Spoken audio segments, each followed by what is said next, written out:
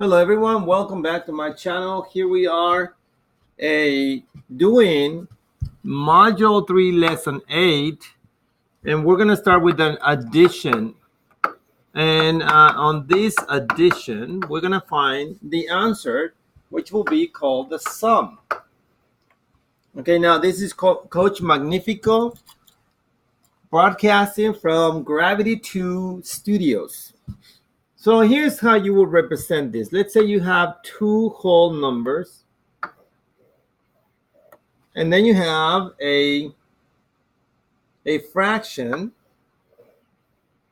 which will be 10 parts on this one, right? So that will be 1, 2, 3, 4, and that will be 10 parts, and 3 of them are shaded. So we'll do 1, 2, 3, and then you need to add 3 more wholes, right? So there will be 1, 2, 3. If you do that whole thing, that will be, how many whole numbers you have? Well, you have 1, 2, 3, 4, this one right here, and this is 5.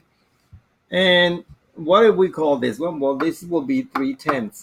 So when you add them up, it will give you 5, a total of 5 and 3/10. So that's easy, right, my friends? Now, let me take it to subtraction. Here's subtraction. Here's a little more challenging. We're going to use a number line for this one because the number line is pretty straightforward. So the first thing I have to represent is the number 3. So there is the number 3. So I'm going to represent that on a number line. So that's 3 wholes. There you have it. No, that's 2 only. So let me do this correctly. This should be a little more even. So that'll be something of that sort.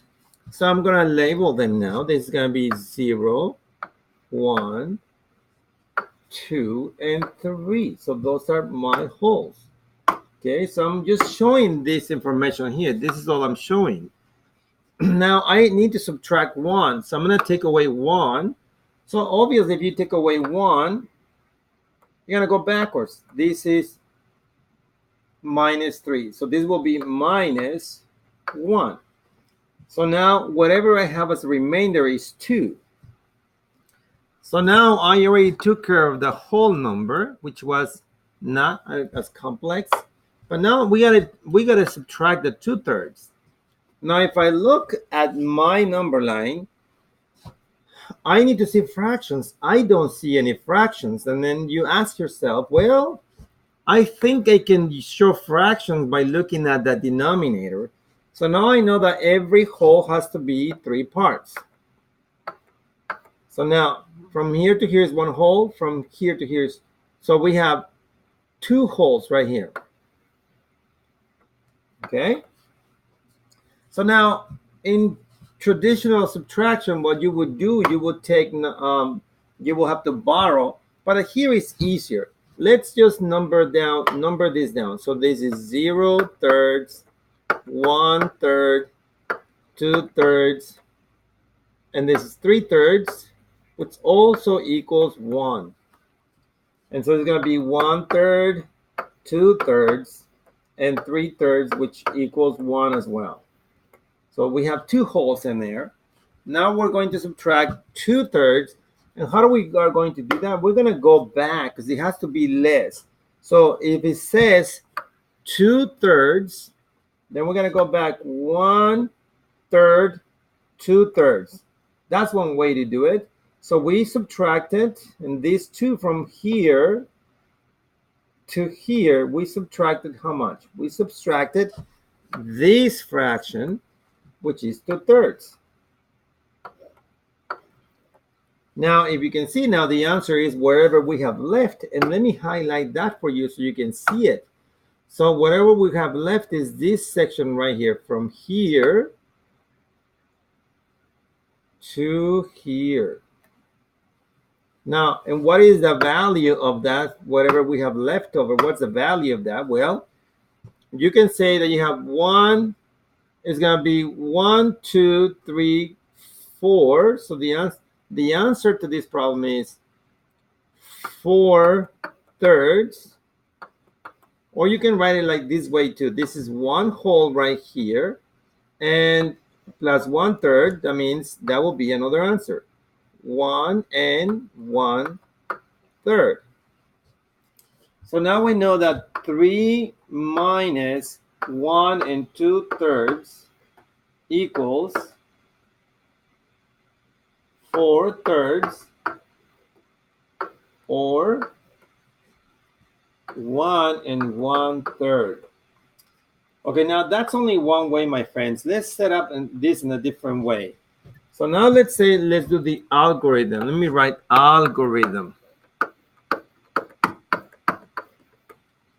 So now the subtraction is 3, let me check,